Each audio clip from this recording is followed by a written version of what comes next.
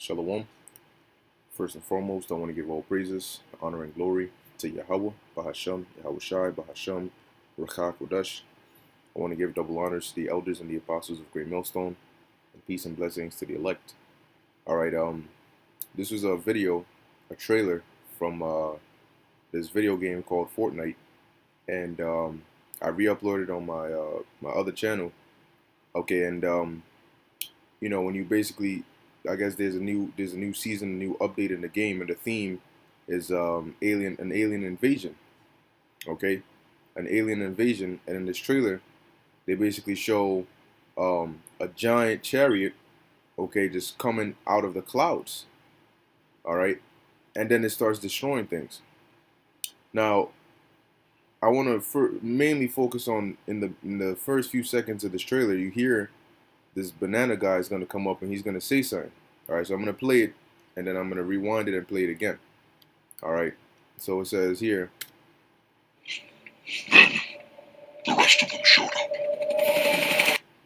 All right, and then it goes into the scene with the chariots, but I'm going to play it back. The rest of them showed up. See, so you got this individual, this banana man, John Doe. All right, and then he says, then the rest of them showed up. All right, referring to these chariots. As you can see, the lights in the skies. All right, different,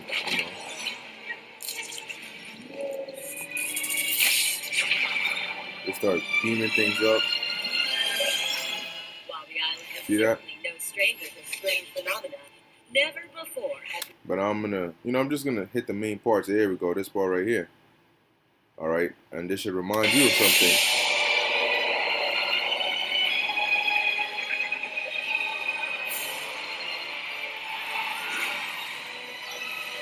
So there you see it. All right, you see a giant. What's that? Revelation 1:7. Right. Let's go to that real quick. Then we're gonna come back and deal with what the dude said in the beginning. All right, but Revelation chapter 1 verse 7. And dealing with the return of the Lord, what does it say? Behold, he cometh with the clouds, which we know, or we should know by now, that these clouds, all right, are another way of referring to the so-called UFOs, all right, or the chariots of God, or the chariots of Israel, which is what you saw in that trailer right there. And it says what? He cometh with the clouds, and every eye shall see him. Okay, they also which pierced him, which proves reincarnation, because the people who pierced him, that was what 2,000 years ago. So how are they gonna see him? They're gonna be on the earth again. It says, and all the kindreds of the earth shall wail because of him, even so Amun. All right, because he's gonna be them chariots are gonna be shooting laser beams. But what do you see? You see a giant chariot, a big giant chariot, and then you see little ones. All right. Why in that, why have it that way? Okay, you think that's just by coincidence that they just, let's just make this new season themed with alien invasion with UFOs and so on and so forth? No. Okay, but let's actually go to the book of 2nd Ezra 13, and just to hit a point, we're gonna go to we're gonna go to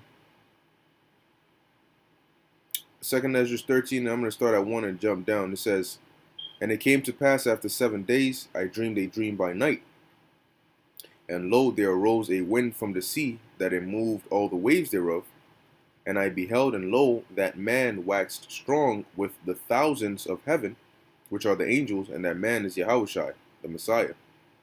And when he turned his countenance to look, all the things trembled that were seen under him. Okay, and now I'm going to jump down here. Or, matter of fact, I'll just read through verse 4. And whensoever the voice went out of his mouth, all they burned that heard his voice, like as the earth faileth when it feeleth the fire. All right, meaning when he gave those commands and the laser beams came out of his chariot, okay, wherever it hit, they burned. All right, and here's an example. When this chariot parks, look at this. Right there, parks literally right on. Well, it's an island that they're on, but you get the message. You got the little ones here, then you got this giant, I mean huge chariot right here. Okay, And it looks like eyes, right? It looks like eyes, like Ezekiel, that's how he described it. It had eyes round about, which are the lights, the windows, okay? Which looks like a wheel within a wheel.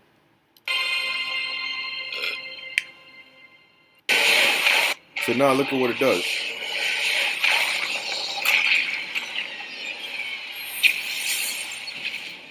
Boom. Destruction, right? Everybody's running, but you got this one alien here rejoicing, right? So you think all this that they're putting in a video game trailer is by coincidence? No, it's not by coincidence. All right.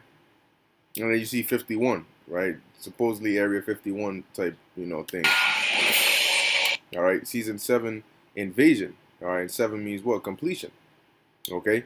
So as you can see right there, all right, it's not by coincidence that they have they have this in the trailer, because as the scriptures say, the Lord is going to send his angels, all right, to go and gather his elect. That's why you got these smaller chariots, which are also going to be doing destruction. But when you look at this giant chariot that's parked on this island or above it, bringing that shadow of darkness, let's read here. 2 Ezra 13, continuing at verse 5, it says, "And after this I beheld, and lo, there was gathered together a multitude of men out of number from the four winds of heaven to subdue the man that came out of the sea." And basically in the game, you gotta sort of, throughout that season, you gotta sort of fight it, fight against them, so-called defend the earth against these foreign invaders. All right, verse 6, "But I beheld, and lo, he graved himself a great mountain and flew up upon it." And that's talking about the Lord's chariot. Okay. It says, "But I would have seen the region or place whereout the hill was graven, and I could not." So Ezra is basically saying that this chariot of the Lord was so big, all right, that it was like a giant mountain, but he couldn't see where it was cut out from. He couldn't see the ends of it. Okay, because that's how huge it is. So if you're, let's say you're down here and you're looking up and you're seeing this right here, you ain't gonna be able to. It's just gonna look like a massive giant object covering everything, and you're gonna look for miles, and it's just gonna extend and extend and extend. Okay. So these devils know exactly what's up, because if they're able to, and like the saying, art imitates life. Yeah. Okay. When they know exactly what they're doing, man. Especially now that there are more and more chariot sightings in the world. Okay, so now let's go back to the beginning, and I'm gonna play it one more time what the banana said. "The rest of them showed up." So he said, "Then the rest of them showed up," referring to the chariots and the so-called aliens, right? Now, the rest of who? Okay, what do you mean the rest of them? That means that they're a part of something, you know? And guess what? When you go to that reminded me of this right here. It's called The Incredible Story of the Black Jesus from the 1960s, which we've done videos on it. You can look it up. All right. But it's basically, for those who are not aware of it, it's basically, I'm going to quickly paraphrase it or quickly sum it up, where there was this individual who they say showed up in, I believe it was Africa, and he was performing all these different miracles. And when the government went to the military tried to, take him out, they tried killing him and setting him up and all of that, but he would just regenerate and they couldn't kill him. Okay. And so basically, as you see here, it says the contents, they basically tore him up, uh, you know, separated him, broke his body down to the least of the least, and then put it in jars. And then it says the contents were then thoroughly and completely destroyed. It was hoped that this would prevent him from being able to regenerate himself. After this was done, the man materialized directly into the office of the people who had ordered his murder.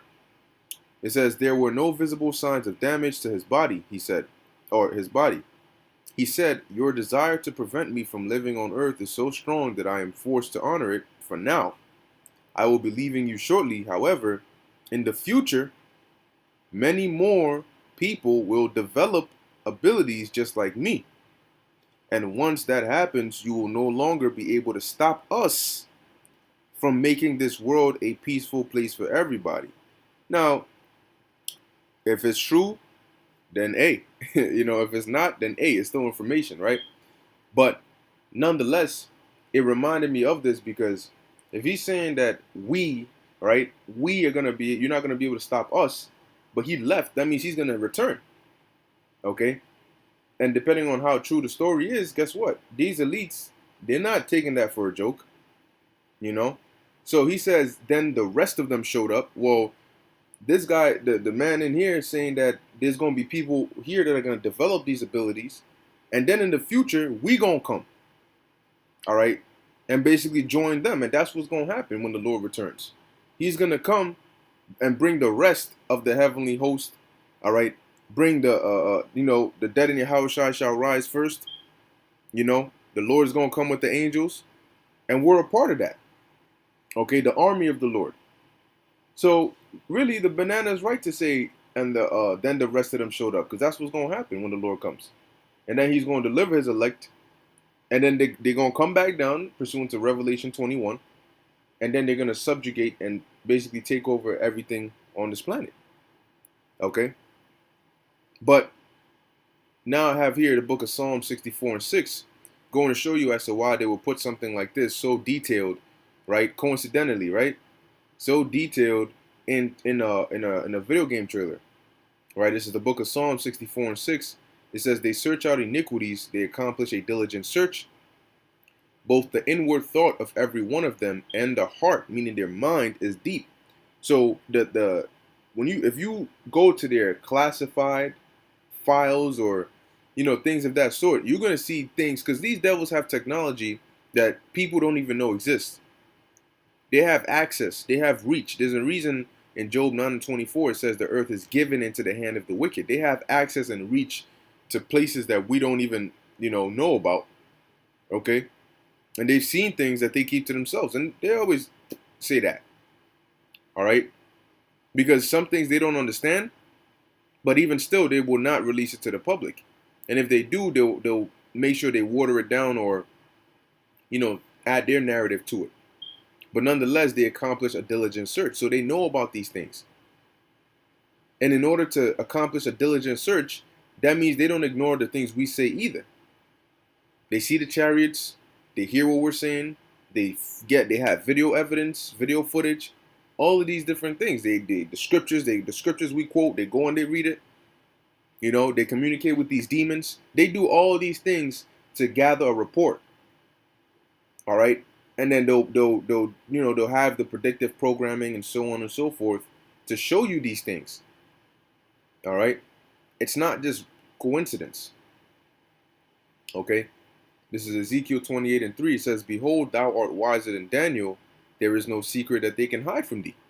Because with their technology, they're able to, like archaeology, for an example, there's so much evidence that they have of historical events, but they don't release it. Certain things they'll release little by little to the public. Some they'll just keep, and they don't plan to ever release it. Because either it'll, go against the agenda they're trying to push, all right, or it'll cause mass panic, or it'll discomfort their devices. Okay? But nonetheless, anything quote unquote new or, that happens, they want to basically have first dibs on it. But go ahead, you try to have first dibs on the chariot, and if they come out on some, they have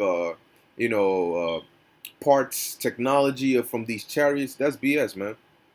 All right, there's no way a chariot from a different dimension, from the spirit world, is gonna come onto this lower dimension, and then have a crash landing. What happened? The angel forgot to pump some gas into the chariot before he left the spirit world, so the chariot just crashed from the air. And then they got the angel in some tube, some container of liquid, and they just there with their wings. Part of it is cut, and they're experimenting on them. That's some BS, man. complete utter BS. All right. But yeah, I just wanted to bring that out real quick, just to show you, man, that we're at that time. Everything, when we talk about the vibration of the world, all right, pursuant to prophecy, that's everything. From the conversations people are having, to the things they're showing on TV, to the world events that are happening, it's all under the vibration of prophecy. All right, specifically the prophecies that are left to happen. All right, the chariot showing up, the nuclear destruction, and that the MOB. All right, along with the martial law and the famines and the pestilence and the inflation, the concentration camps, all of that. That's the vibration of the world, man. Okay. So whether you believe it or not, pursuant to Romans 3:3, that's not going to change it. That's not going to stop it. It's really going to do you well if you believe in it. But if you don't, well, that's to your own harm. Okay, that's not going to stop us from believing in it, and that's not going to stop it from happening. And we're going to continue to do what the Lord has told us to do until He tells us not to do it anymore. Okay. So with that, I'm going to end it here. Lord willing, this was edifying to the elect. In closing, I want to give all praises, honor, and glory to Yahweh, Bahasham, Yahweh Shai, Bahasham, Rakak Wadash. Lord willing, I'll leave the link to this video and this article in the description. So if you're interested, you can check it out. Shalom.